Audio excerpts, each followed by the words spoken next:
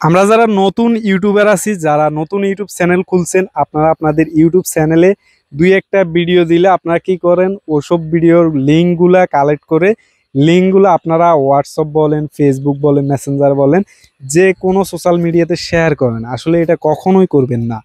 YouTube এখন নতুন update চলে আসছে। আপনি যদি আপনার নতুন চ্যানেল খুলছেন, নতুনভাবে ভিডিও আপলোড করতেছেন, এই অবস্থায় যদি আপনি আপনার ইউটিউবের ভিডিও লিঙ্ক সে বিভিন্ন জায়গায় শেয়ার করেন, তাহলে ইউটিউব বুঝতে পারে যে আসলে এই যে ভিউগুলো আপনার হইতেছে, যে নতুন নতুন সাবস্ক্রাইবগুলো হচ্ছে, এগুলো আপনি অর্গানিকভাবে পাচ্ছেন না। এটা ইউটিউবের কাছে আপনি ফার্স্ট হিসেবে আপনি কালারিং হয়ে যাচ্ছেন।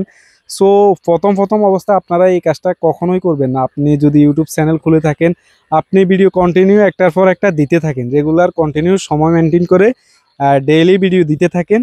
দিতে দিতে এক সময় আপনার ভিডিও মানুষ আস্তে আস্তে দেখতে শুরু করবে।